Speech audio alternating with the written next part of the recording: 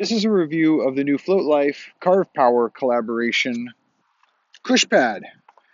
And this is a new rear foot pad for your one wheel. It's a concave foot pad. I think a lot of people were really excited about this product release. I was. I just started getting into concave rear foot pads. If you've seen my review on the One Tail Classic, I really like it. I've been using it. It did not seem to interfere with my tricks. It's a nice feeling, a little bit less foot fatigue, and I was really interested in the concept of having a little bit of squish on the rear. Pretty excited about the new foot pad, and I've waited a little while to release my review because I wanted to give it a really good test. I want to spend some time on some long group rides, some trails, and tricks, kind of my main thing. So I've done all that, and I think now I'm qualified to give a good review of the new Kush Pad.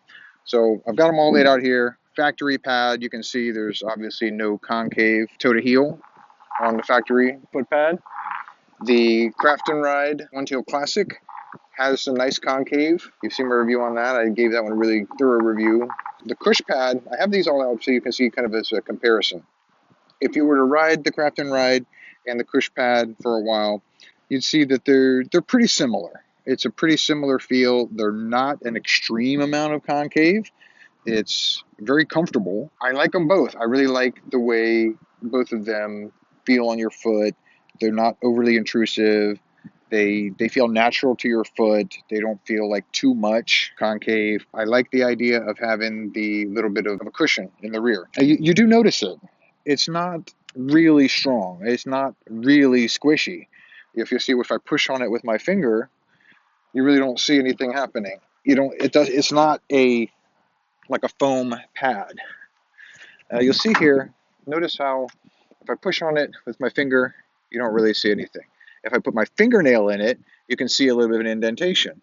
Now, you don't want it too squishy. If you try to, some people have taken mats, like a floor mat, things like that, and put them on there, and it gives way too much squish, especially on a drop. I think the principle behind the Kush Pad is that it's not meant to be really squishy. It's meant to give you, under hard impacts, it will absorb, but not so much that you're penetrating it and then hitting basically a hard surface, the metal or whatever. It's a light compression. So if you step on it, it doesn't feel like, ooh, my foot's squishy into this. You step on it, it feels pretty normal. But you start landing high jumps, bumps, and on long rides, you'll start to feel a little bit of that.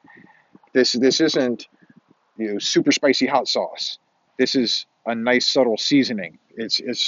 And you do notice it. It's just a little bit subtle. Another thing that is a little bit off topic, but kind of on topic, is that it ships with the FloatLife grip tape.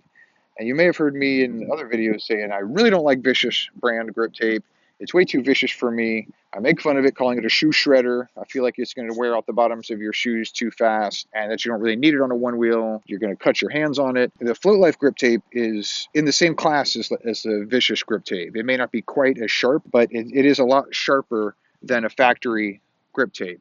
And I didn't think I would like it, but the more I ride it, the more I like it. And the more I think it complements the Kush Pad. The shape, the little bit of cushiness to it, it's much, much more durable than Vicious. I don't know what they make this stuff out of. It's not just sand glued to paper. It's something else, and it lasts for a long time. And you really feel like with the concave and the grip tape, it really gives you a nice kind of locked-in feeling.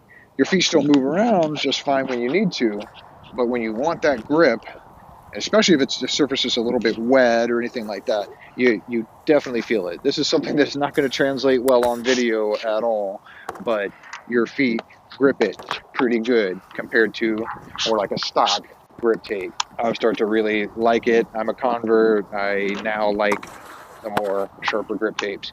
It goes really well with it.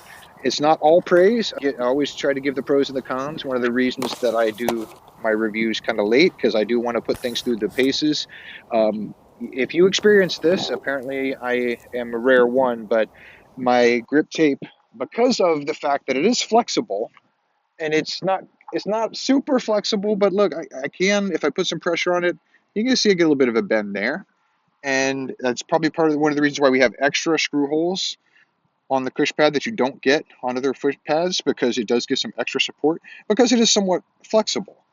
Now, sometimes when I've been riding in grass and the board flips over and runs through, it'll pick up a little bit of grass in here. I don't really consider that a con. It doesn't affect anything. The only real con I've had is that my grip tape did start sliding off, and it wasn't adhering because the Kush Pad material is flexible, I think, is one reason. And as it would bend under normal use, it was allowing the grip tape to loosen a little bit. And because it's a very smooth surface. And I know when they apply it, they clean it with alcohol really well, and they apply it so it's clean. It's not a matter of getting oil on there. I think it's a matter of the surface needed to be scuffed. It needed a little bit more grip on the surface of the Kush Pad itself, onto which the grip tape can adhere. So this is actually the original tape that was slipping on me. I heated it up, removed it, cleaned it again.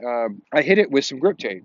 I actually scrubbed it really good to get, it was a nice shiny black surface. Now it's kind of a scuffed surface on the top. And then I took a wire brush and hit it with a wire brush to kind of give it a little bit of texture on the top, very light.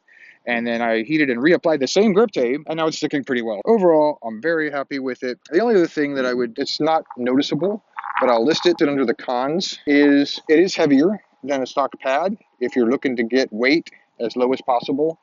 The XR is already heavier in the rear because of the large battery. You're adding about half a pound more to the rear. The factory pad, and I weighed it very carefully with a pretty accurate digital scale, is 0.82 pounds. For comparison, the Crafton Ride One Tail Classic is 0.98 pounds, a very slight increase in weight over the factory.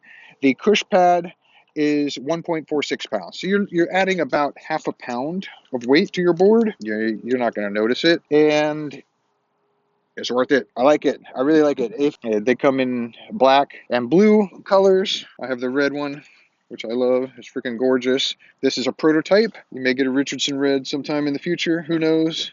But for now, they're black and blue. It's a win. The FloatLife and CarvePower collaboration Kush Pad works very well. It does have cutouts for where you could use it with a V1 sensor as a front foot pad. I have not tried that. I don't think I will. I really like the Pluses and XR's dual kind of full foot pad sensor. I think that's going to be what I stick with unless something else comes out. But if there was a sensor that functioned just as well on the front as the regular wood foot pad sensor works, I would go Kush Pad front and rear. I like it that much, and I would not worry about the added weight. Like I said, half a pound is not really that significant. When you're riding it, you're never going to notice it. The only time you would notice any weight difference would be when you pick it up or try to do flight fin jumps, and a half pound is not going to matter to you. I'm a big fan.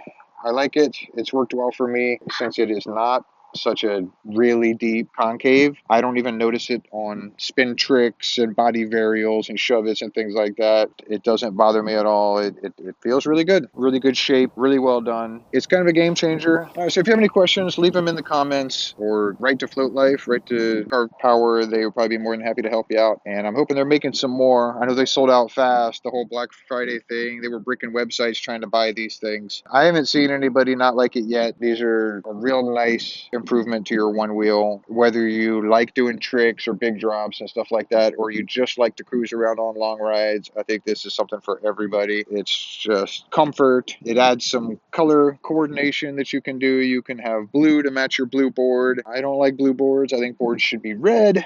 Black goes great with red. Red goes even better. I think they look good, function great. So thanks a lot, guys. If you were thinking about getting one of these things, pull the trigger. Good stuff. You're going to love it. So that's my review of the new Kush Pad. I hope you like it as much as I do. If you do, let me know in the comments. Get yourself one, slap it on, put some miles on it, and let me know how you like it.